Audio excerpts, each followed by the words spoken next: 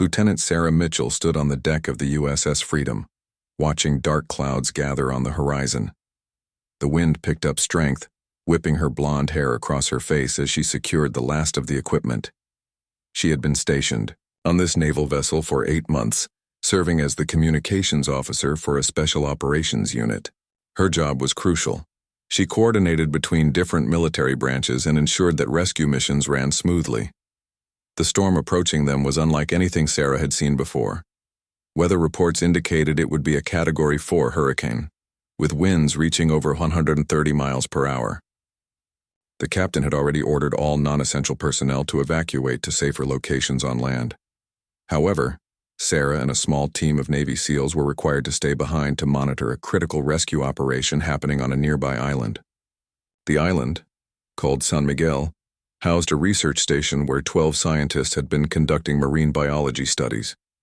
3 days ago, their communication systems had failed during a smaller storm. The main naval fleet had tried to reach them twice, but rough seas and dangerous winds had made it impossible. Now, with the massive hurricane approaching, this would be their last chance to save the scientists before the storm hit with full force. Sarah checked her equipment one final time. Her communication systems were state-of-the-art, allowing her to maintain contact with multiple rescue teams simultaneously. She could track helicopters, boats, and ground teams all from her station on the ship. The Navy SEALs respected her abilities, and she had earned their trust through months of successful operations. Commander Jake Thompson, the leader of the SEAL team, approached Sarah as she finished her preparations. He was a tall, experienced soldier with countless successful missions under his belt. "Mitchell, are you ready for this? The storm is going to hit us hard, and we need to get those scientists out before it reaches the island." Sarah nodded confidently. "All systems are operational, Commander. I've established contact with the research station. They're scared but alive. We have a narrow window of about 4 hours before the hurricane makes landfall." The plan was straightforward but dangerous. 2 teams of SEALs would take fast boats to the island while Sarah coordinated their movements from the ship. She would guide them through the safest routes, help them locate the scientists, and ensure their safe return. The timing had to be perfect because the storm was moving faster than initially predicted. As the first SEAL team prepared to depart, Sarah noticed something troubling on her radar. The storm had changed direction slightly and was now moving at an increased speed. She quickly recalculated the timeline and realized they had even less time than expected. Her heart raced as she informed Commander Thompson about the new development. "We need to move now," she told him urgently. "The storm will reach the island in 3 hours, not 4. If your teams aren't back by then, they'll be trapped." Commander Thompson gathered his men and briefed them on the updated timeline. The SEALs were professionals who had trained for exactly these types of high-pressure situations. They understood the risks and were prepared to face them. As they loaded their boats with rescue equipment and medical supplies, Sarah felt the weight of responsibility on her shoulders. The first boat launched into the choppy waters, carrying 4 SEALs toward San Miguel Island. Sarah immediately began tracking their progress, maintaining constant radio contact. The waves were already growing larger, and she could see the boat struggling against the current. Through her headset, she heard the team leader reporting their status every few minutes. 15 minutes later, the second boat departed with Commander Thompson and 3 more SEALs.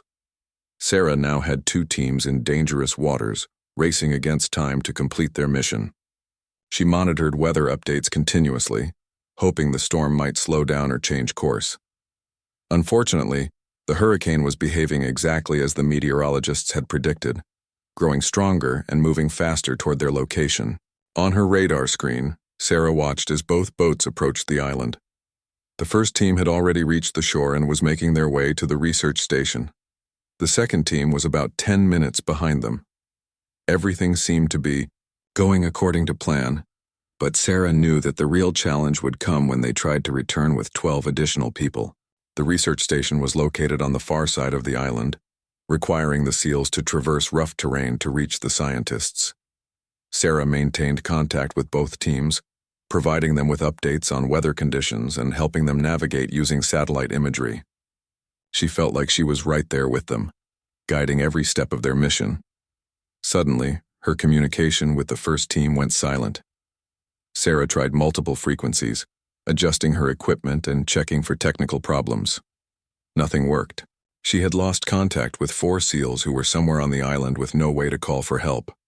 Her training kicked in as she remained calm and focused on finding a solution. She immediately contacted Commander Thompson's team, which was still approaching the island. "Commander, I've lost communication with Team Alpha. Their last known position was approximately 800 meters from the research station. You need to be prepared for the possibility that they've encountered problems." Through the static, she heard Thompson's voice acknowledging her message. His team would continue with the mission while also searching for their missing colleagues. Sarah realized that what had started as a rescue operation for 12 scientists had now become even more complicated. She had SEALs in danger, scientists waiting for rescue, and a hurricane approaching fast. As she worked frantically to re-establish contact with the first team, Sarah noticed that the ship was beginning to rock more violently. The outer bands of the hurricane were reaching them, bringing stronger winds and higher waves. The captain of the USS Freedom approached her station with a concerned expression on his face. "Mitchell, we need to consider moving the ship to safer waters. The storm is getting too close, and we risk losing the entire vessel if we stay here much longer." Sarah looked at her screens showing the positions of the SEAL teams on the island. If the ship moved away now, she would lose the ability to coordinate the rescue operation. The SEALs would be on their own, with no way to call for backup or medical evacuation if something went wrong. She faced an impossible decision that would determine whether everyone made it home safely. Sarah stared at the captain, her mind racing through the impossible choice before her. The safety protocols were clear. When a hurricane approached, ships had to move to deeper waters to avoid being destroyed by massive waves near the shore. But leaving now would mean abandoning the SEAL teams on San Miguel Island, with no communication support or extraction plan. "Captain, I need 15 more minutes to re-establish contact with Team Alpha," Sarah said, her voice steady despite the chaos around her. "If I can't reach them by then, we'll have to make the difficult decision." The captain nodded grimly. He understood the stakes involved. As an experienced naval officer, he had participated in many rescue operations, but none quite like this one. The ship was his responsibility, along with the lives of everyone aboard. But he also knew that leaving the SEALs behind would likely mean their deaths. Sarah worked desperately with her communication equipment, trying different frequencies and power settings. The storm was interfering with radio signals, creating static and dead zones that made contact nearly impossible. She had trained for situations like this, but the reality was far more stressful than any simulation she had experienced. Meanwhile, on San Miguel Island, Commander Thompson's team had reached the research station. They found the 12 scientists huddled in the main building, scared but unharmed. The building was sturdy, constructed to withstand severe weather, but it wouldn't survive a direct hit from a Category 4 hurricane. The scientists had rationed their food and water carefully. Knowing that rescue might be delayed due to the approaching storm, Dr. Elena Rodriguez, the lead researcher, greeted Commander Thompson with obvious relief. "Thank God you're here. We've been watching the weather reports and we know this storm is going to be terrible. Our boats were destroyed in the last storm, and our radio equipment failed yesterday." Commander Thompson quickly assessed the situation. The scientists were ready to leave immediately, having packed only essential items and research data. However, he was concerned about the missing SEAL team. According to his last communication with Sarah, Team Alpha had been heading toward the research station but had disappeared somewhere along the way. "Dr. Rodriguez, have you seen or heard from another group of soldiers? 4 men should have arrived here before us," Thompson asked while his team prepared the scientists for evacuation. The lead researcher shook her head. "We haven't seen anyone else. The only way to reach this station is along the coastal path or through the jungle trail. Both routes are dangerous in this weather." Thompson made a quick decision. He would split his team. 2 SEALs would escort the scientists back to the boats while he and 1 other SEAL searched for Team Alpha. It was risky, but leaving fellow soldiers behind was not an option. Every SEAL understood that they never abandoned their teammates, regardless of the danger involved. Back on the USS Freedom, Sarah finally managed to pick up a weak signal from Team Alpha. Through heavy static, she heard the voice of Petty Officer Marcus Davis, the team leader.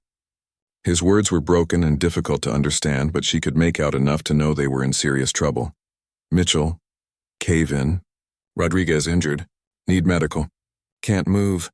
Sarah's heart sank as she realized what had happened. Team Alpha had encountered some kind of accident, possibly a landslide or cave-in caused by the storm. At least one team member was seriously injured, and they were trapped somewhere on the island. She immediately tried to get more information about their exact location, but the signal faded again. She quickly contacted Commander Thompson's team with the new information. Thompson, Team Alpha is trapped and has at least one serious injury. They're somewhere between their last known position and the research station. Petty Officer Rodriguez is hurt and can't be moved easily. The wind was now howling around the USS Freedom and waves were crashing over the deck. The captain approached Sarah again, this time with greater urgency in his voice. Mitchell, we have to move now. The storm surge is beginning, and if we don't leave in the next 10 minutes, we won't be able to navigate safely away from the island. Sarah looked at her equipment, then at the captain. She made a decision that would change everything. Captain, take the ship to safety. I'm staying here with my communication equipment. The SEALs need coordination support, and I'm the only one who can provide it. The captain stared at her in disbelief. Mitchell, that's suicide.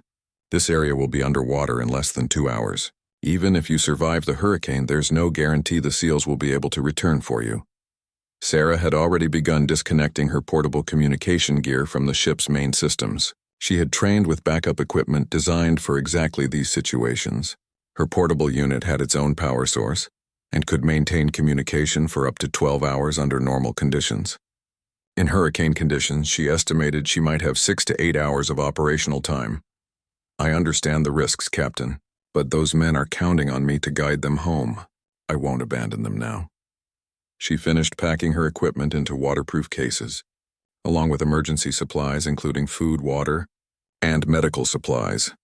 The captain realized he couldn't change her mind. As a military officer, he understood the concept of duty and sacrifice. He also knew that Sarah was right. Without communication support, the rescue mission would likely fail and all the SEALs might die on the island. Where will you set up your position?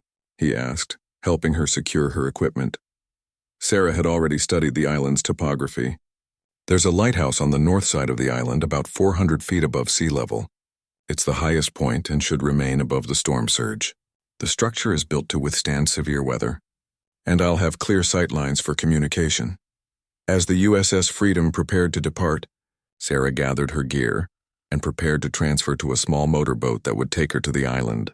The waves were already dangerous, but the boat operator was an experienced sailor who had volunteered for this mission. He understood that Sarah's decision might be the difference between life and death for the SEAL teams. Commander, Thompson received Sarah's message about her plan as he searched for Team Alpha. He was shocked that she would risk her life to maintain communication support, but he also felt tremendous respect for her courage and dedication. Her decision meant that his teams would have the coordination they needed to complete the rescue and find their missing teammates. The small boat carrying Sarah fought against increasingly violent waves as it approached San Miguel Island. She held tightly to her equipment, knowing that if it was damaged during the transfer, the entire mission would be compromised.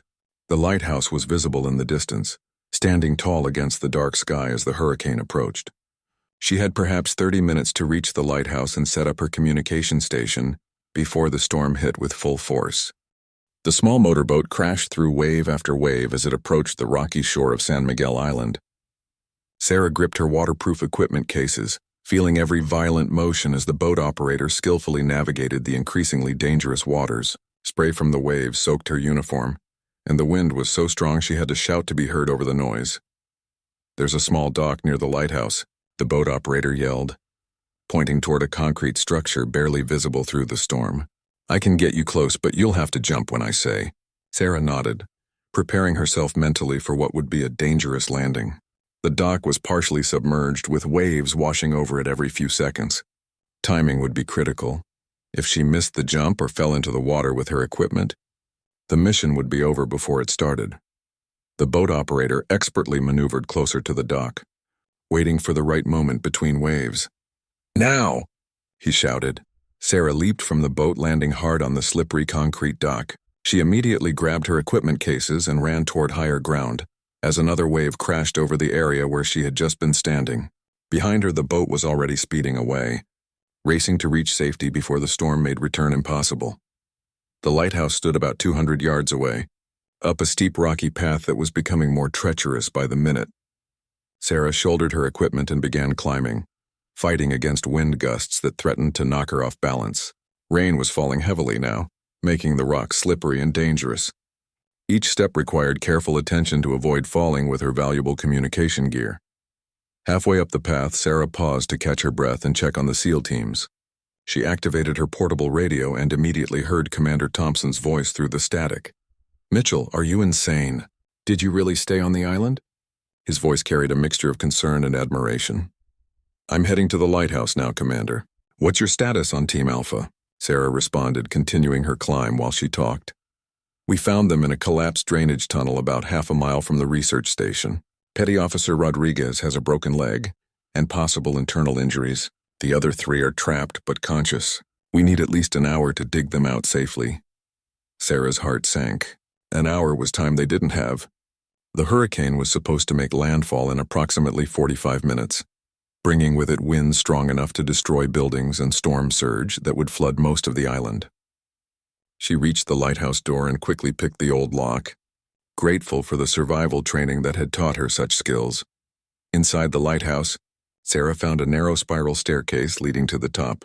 The structure was solid stone, built in the 1800s to withstand the worst storms nature could produce. She climbed quickly, her equipment cases banging against the walls in the narrow space. At the top, she found a circular room with windows providing a 360-degree view of the island and surrounding ocean. The view was both spectacular and terrifying. Sarah could see the full power of the approaching hurricane. A massive wall of dark clouds stretching across the horizon, with lightning flashing continuously within the storm system.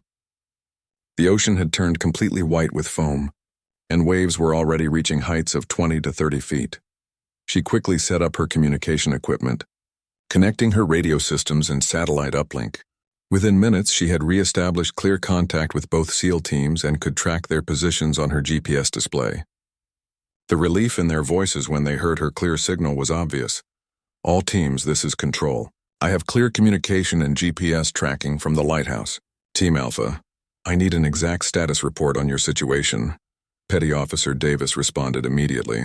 "Control, we're in a concrete drainage tunnel that collapsed during the storm. Rodriguez is seriously injured but stable. The tunnel entrance is blocked by about 6 feet of debris, rocks, trees, and mud. We have enough air, but we can't move Rodriguez without risking further injury." Sarah studied her topographical maps of the island, looking for alternative routes or solutions. The drainage tunnel system was part of the island's infrastructure, designed to handle rainwater runoff during storms. If she could understand the layout, she might be able to guide the rescue teams to a different entrance.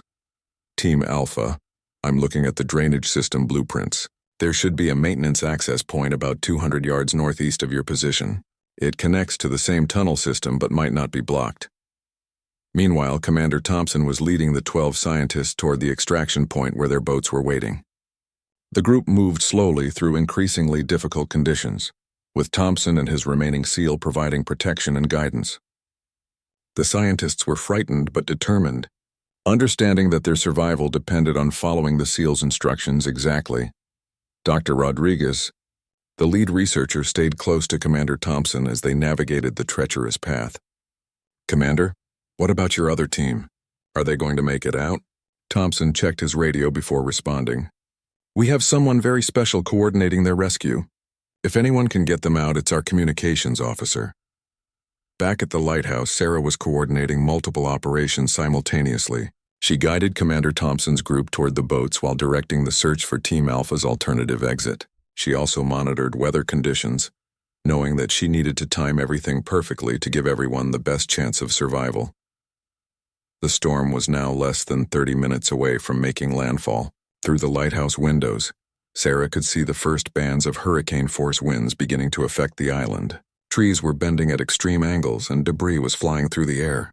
The ocean had become a churning mass of white water, with waves growing larger every minute. "All teams were running out of time," Sarah announced through her radio. "The hurricane will reach the island in 25 minutes. We need to execute extraction immediately after Team Alpha is recovered. Commander Thompson had reached the boats with the scientists, but he refused to leave without his missing team members. The boat crews were becoming nervous about the conditions, knowing that departure would soon become impossible due to the waves and wind. Sarah received an update from the team, searching for Team Alpha's alternative exit. They had found the maintenance access point, but it was also partially blocked by storm debris. However, the obstruction was smaller and could be cleared more quickly than the main tunnel entrance. Team Bravo, you have approximately 15 minutes to clear that access point and extract Team Alpha. After that, the storm surge will flood the tunnel system, and rescue will be impossible. As she coordinated the rescue operation, Sarah felt the lighthouse beginning to shake from the wind. She had positioned herself in the safest part of the structure, but she knew that even this solid building would be severely tested by the hurricane. Her communication equipment was working perfectly, but she wondered if it would continue functioning as conditions worsened. Through her radio, she heard the sounds of the rescue teams working frantically to clear the blocked access point. Every few minutes they reported their progress as they moved rocks and debris by hand. Time was running out, and everyone knew that the next few minutes would determine whether all the SEALs made it home alive. The lighthouse windows rattled violently as the first hurricane-force winds reached the island, marking the beginning of the most dangerous phase of the rescue operation. The lighthouse shook violently as hurricane-force winds slammed into San Miguel Island. Sarah gripped her communication equipment, trying to maintain stable contact with the SEAL teams while the building groaned and creaked around her. Through the windows, she could see trees being uprooted and debris flying through the air like missiles. The storm had arrived with devastating power. Team Bravo, status report. Sarah called into her radio, having to shout over the noise of the wind. Control, we've cleared about half of the access point. We can see into the tunnel now, and we have voice contact with Team Alpha. Rodriguez is conscious but in severe pain. We need another 8 to 10 minutes to create an opening large enough to extract him safely. Sarah checked her weather monitoring equipment. The storm surge was beginning to affect the lower areas of the island, and she could see water rushing inland with tremendous force. The tunnel system would flood within minutes once the surge reached it. Time had run out. Team Bravo, you have 7 minutes maximum before the tunnel floods. After that, you'll need to evacuate immediately or risk being trapped yourselves. The pressure was enormous. Sarah was coordinating a life-or-death situation, while sitting alone in a lighthouse that was being battered by one of nature's most powerful forces. Her training had prepared her for stressful situations, but nothing had prepared her for the isolation and responsibility she felt at that moment. Commander Thompson's voice came through the radio from the boat extraction point. Control. The boat crews are saying we have to leave in 5 minutes or we won't be able to navigate safely away from the island. The waves are already too large for normal operations. Sarah closed her eyes for a moment, calculating the impossible timing. Team Alpha needed more time than they had, but waiting longer would trap everyone on the island. She had to make decisions that would determine who lived and who died. Commander, can you send one boat back with the scientists while keeping one boat available for Team Alpha extraction? Negative, Control. Both boats are needed to safely transport the scientists in these conditions. If we split up, we risk losing everyone. Through her headset, Sarah heard the sounds of the rescue team working desperately to free their trapped colleagues. She could hear them calling encouragement to Team Alpha and the scraping sounds of rocks being moved by hand. Every few seconds, someone would report their progress. Almost there. We can see Rodriguez now. Keep digging. The water is starting to seep in. Control, we're going to need a medical evacuation for Rodriguez as soon as we get him out. Sarah monitored the storm surge through her windows, watching as water advanced inland like a slow-moving tsunami. The lighthouse was built on high ground, but the lower areas of the island were disappearing under the rising water. She estimated that the tunnel would be completely flooded within 3 to 4 minutes. Team Bravo, you need to extract now. The water will reach the tunnel in less than 4 minutes. The response came immediately. Control, we have Rodriguez. He's conscious and we're moving him out now. Team Alpha is climbing out behind us. Sarah felt a wave of relief, but she knew the crisis wasn't over. The team still had to reach the extraction point and get off the island before the storm made boat operations impossible. She began calculating routes and timing, looking for the fastest way to get everyone to safety. All teams, proceed immediately to Extraction Point Alpha. The storm surge has changed the landscape, so avoid the coastal path. Use the inland route through the communications tower area. As she coordinated the evacuation, Sarah noticed that one of her radio systems was beginning to malfunction due to the extreme conditions. The antenna outside the lighthouse was being damaged by flying debris, reducing her communication range. She quickly switched to backup systems, but she knew her ability to coordinate would be limited soon. The teams moved as quickly as possible through the storm, carrying the injured Petty Officer Rodriguez on an improvised stretcher. The conditions were extremely dangerous, with wind gusts strong enough to knock a person down and debris flying through the air constantly. They had to take shelter several times when particularly large objects flew past them. Commander Thompson guided the group using Sarah's directions, trusting her knowledge of the island's geography to find the safest route. Through his radio, he could hear the strain in her voice as she dealt with equipment problems and the stress of coordinating under impossible conditions. Control, we're about 10 minutes from the extraction point. How are your systems holding up? Sarah looked at her equipment, noting several warning lights and decreasing signal strength. I'm losing some capabilities, but I can maintain contact for at least another hour. Focus on reaching the boats. The lighthouse was now being hit by sustained winds of over 140 miles per hour. Sarah had secured herself and her equipment as best she could, but the building was shaking so violently that she worried it might collapse. Outside, she could see that most of the island's vegetation had been stripped away by the wind, leaving only bare rock and the concrete structures that were strong enough to withstand the hurricane. Through her radio, she heard the teams reaching the extraction point. The boat crews had waited as long as possible, but the ocean conditions were now at the very limit of what was survivable. Waves were reaching heights of 30 to 40 feet, and the boats were struggling just to stay in position near the shore. Control, we're at the extraction point, but the boats can't get close enough to shore. The waves are too big, and there's too much debris in the water. Sarah studied her maps, looking for alternative solutions. There was a small protected cove about half a mile away that might offer better conditions for boat operations. However, reaching it would require the teams to travel through the most exposed part of the island during the height of the storm. Teams, there's a protected cove 800 meters northwest of your position. It's more sheltered from the wind and the water should be calmer. You'll have to cross open ground to reach it, but it's your best chance for safe extraction. The decision was made quickly.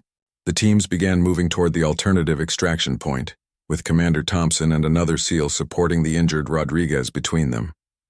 The 12 scientists stayed close together, following the SEAL's lead through the devastating storm conditions. Sarah maintained contact with both the moving teams and the boat crews, coordinating their movements to ensure they would meet at the protected cove. Her equipment was functioning, but she could see that the storm was intensifying beyond what the weather forecasters had predicted. The hurricane had strengthened as it approached the island and was now possibly a Category 5 storm. All teams, be advised that wind speeds are now exceeding 150 miles per hour. This storm is stronger than predicted. Exercise extreme caution during the final extraction phase. As she spoke, Sarah felt the lighthouse sway more dramatically than before. She realized that even this sturdy structure might not survive the full force of the hurricane. She began securing her most critical equipment and preparing for the possibility that she might lose communication capability entirely. The teams were now approaching the protected cove, fighting against winds that threatened to blow them off their feet with every step. The extraction boats were repositioning to meet them there, but the boat crews were struggling to maintain control in the massive waves. Everything depended on perfect timing and a little bit of luck to complete the rescue successfully. The lighthouse swayed dangerously as Sarah watched the extraction teams approach the protected cove through her binoculars. The alternative location was indeed more sheltered, but the conditions were still extremely hazardous.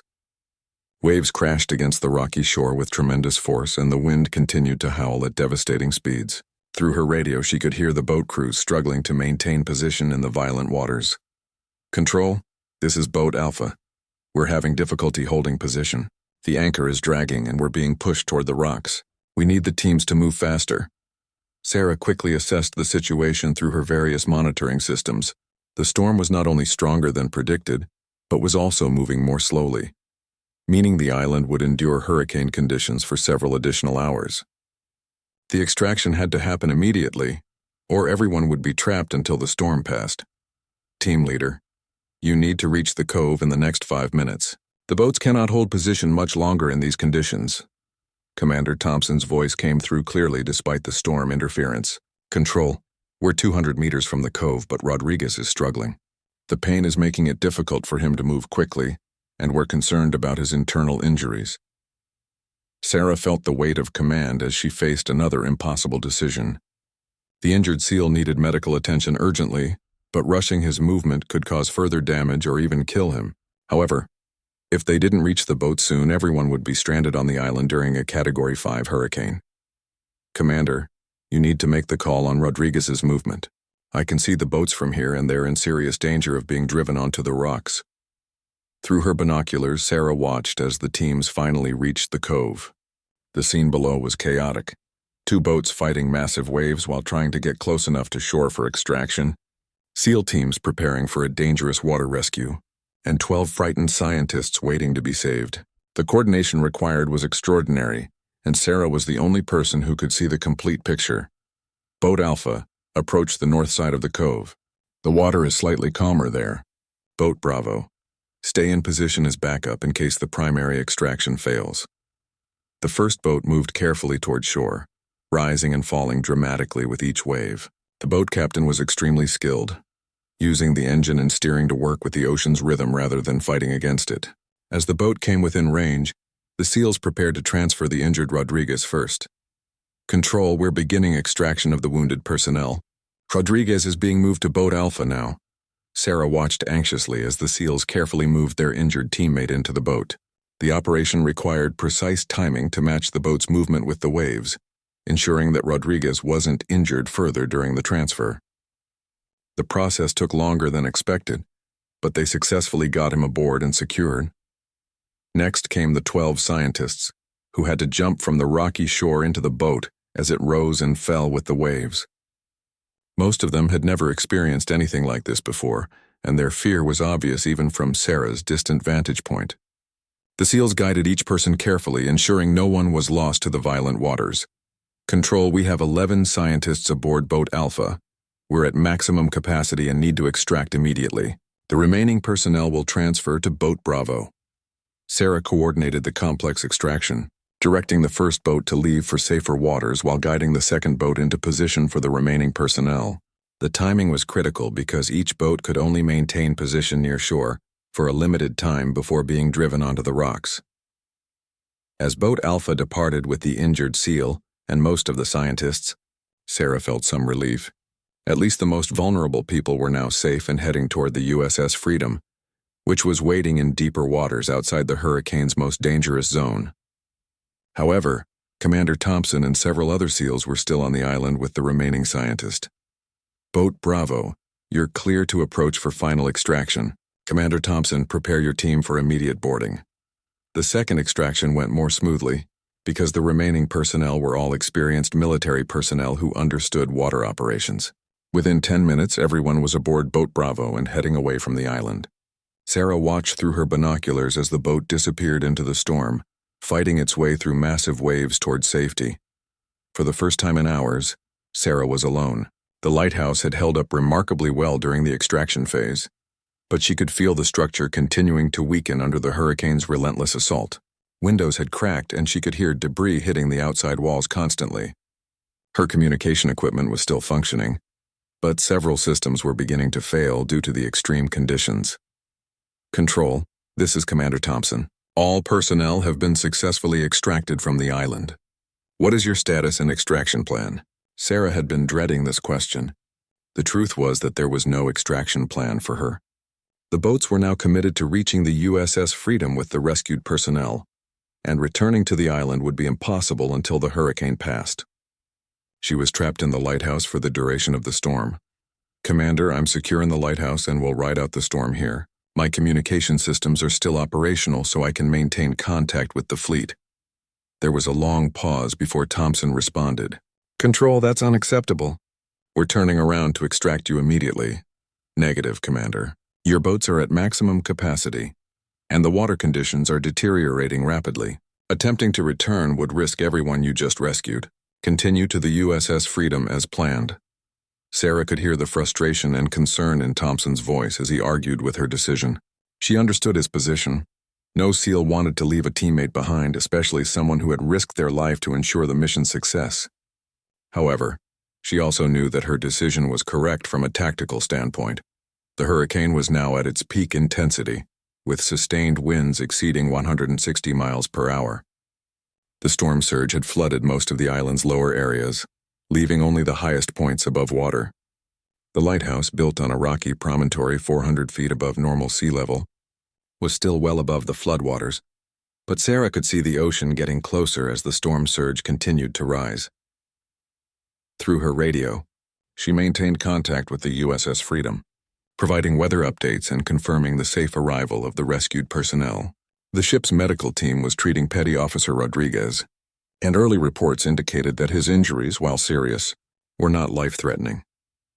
As the storm raged around her, Sarah reflected on the events of the day. The rescue mission had been successful. All 12 scientists and the 4 trapped SEALs were now safe aboard the USS Freedom. The mission had required split-second timing, careful coordination, and considerable personal risk. Hours passed as Hurricane Maria continued to batter San Miguel Island with unprecedented fury. Sarah had settled into a survival routine inside the lighthouse, checking her equipment regularly and monitoring weather conditions while conserving her energy for what would likely be a long ordeal. The building continued to shake and groan, but the solid stone construction was proving remarkably resilient against the storm's assault. Through her radio, she maintained periodic contact with the USS Freedom, reporting her status and receiving updates on the rescued personnel. Petty Officer Rodriguez had undergone emergency surgery and was stable, while the 12 scientists were recovering from their ordeal in the ship's medical bay. The successful rescue had become a major story throughout the naval fleet, with Sarah's decision to stay behind being discussed at the highest levels of command. As dawn approached, Sarah noticed that the wind seemed to be decreasing slightly. Her weather monitoring equipment indicated that the hurricane's eye was approaching the island, which would bring a temporary period of calm before the storm's second half arrived. This eye passage would last approximately 30 to 45 minutes, providing a potential window for rescue operations. USS Freedom, this is Control. Weather data indicates the hurricane's eye will pass over the island in approximately 2 hours. This will create a brief window of calm conditions that might allow for extraction operations. Captain Morrison's voice came through clearly from the USS Freedom. Control, we've been monitoring the same data. We're preparing a high-speed rescue operation for the eye passage. Commander Thompson has volunteered to lead a small team back to extract you. Sarah felt a mixture of relief and concern. While she desperately wanted to be rescued, she also knew that any extraction attempt during the eye passage would be extremely dangerous. The calm period would be brief, and if the rescue team was caught on the island when the eye passed and the storm's second half arrived, they would all be trapped together. Captain, I appreciate the rescue attempt, but I want to emphasize the risks involved. The eye passage will be short, and conditions will deteriorate rapidly when the storm's backside arrives. 2 hours later, Sarah watched through the lighthouse windows as the hurricane's eye approached. The change was dramatic and sudden. The howling winds decreased to almost nothing, and the constant rain stopped completely. Through the broken clouds above, she could even see patches of blue sky. The ocean was still rough from the previous hours of hurricane conditions, but it was noticeably calmer than it had been during the storm's peak. Her radio crackled to life with Commander Thompson's voice. Control, this is Rescue Team Alpha. We're approaching the island now. What's your exact position for extraction? Sarah looked out from the lighthouse and could see a small, fast boat racing toward the island through the still dangerous waves. The boat was a specialized military craft designed for high-speed operations in rough seas, and she could see 3 figures aboard. Obviously a minimal crew to reduce risk during the dangerous mission. Rescue team, I'm in the lighthouse at the island's highest point. There's a small dock at the base of the lighthouse hill that should be accessible during the calm period. The extraction had to be executed perfectly. Sarah quickly gathered her essential equipment and personal items, leaving behind anything that wasn't absolutely necessary. Her communication gear was portable, but she had to prioritize which systems to take and which to abandon. She selected the most critical equipment and packed it into waterproof cases. As she descended the lighthouse's spiral staircase, Sarah could hear the boat's engine approaching the dock. The timing was working exactly as planned, but she knew they had very little margin for error. Weather data indicated the eye passage would last no more than 35 minutes, and it would take at least 15 minutes for the rescue boat to return to safe waters. Commander Thompson was waiting at the dock as Sarah reached the bottom of the hill. His expression showed obvious relief at seeing her safe, but also urgency about the limited time available for extraction. "Mitchell, I can't believe you stayed behind for us. That was either the bravest or the craziest thing I've ever seen," Thompson said as he helped her into the boat. "It was necessary, Commander. Sometimes the mission requires personal sacrifice." The boat immediately departed from the dock, racing away from the island as quickly as possible. Sarah looked back at the lighthouse that had been her shelter during the hurricane's fury, feeling a strange sense of gratitude toward the old structure that had protected her through the storm. As they traveled toward the USS Freedom, Sarah noticed that the calm conditions were already beginning to deteriorate. The eye of the hurricane was passing, and the storm's second half was approaching with renewed intensity. Dark clouds were gathering again, and the wind was starting to pick up strength. "We need to reach the ship in the next 10 minutes, the boat operator called out. "The storm's backside is coming faster than predicted." The rescue boat pushed through increasingly rough waters, fighting against time and the returning hurricane conditions. Sarah held tightly to her equipment and watched as the USS Freedom grew larger on the horizon. The ship had positioned itself as close as safely possible to reduce the rescue boat's travel time. With only minutes to spare, the rescue boat reached the USS Freedom. Sarah was quickly hoisted aboard using the ship's crane system, followed immediately by her equipment and the rescue team members. As soon as everyone was safely aboard, the ship began moving to deeper waters to avoid the hurricane's renewed assault. Captain Morrison greeted Sarah personally as she was brought aboard. "Lieutenant Mitchell, your actions during this operation were extraordinary. The successful rescue of all personnel was directly due to your decision to maintain communication support during the hurricane." Sarah felt exhausted but satisfied as she was, escorted to the ship's medical bay for evaluation. She had survived one of the most powerful hurricanes on record, while coordinating a complex rescue operation from an isolated lighthouse. The mission had required split-second decision-making, personal courage, and professional expertise under the most extreme conditions imaginable. In the medical bay, she was reunited with Petty Officer Rodriguez, who was recovering well from his surgery. The other SEALs and the rescued scientists all expressed their gratitude for her role in their successful extraction. What had started as a routine rescue operation had become a testament to military teamwork, courage, and the willingness to sacrifice for others.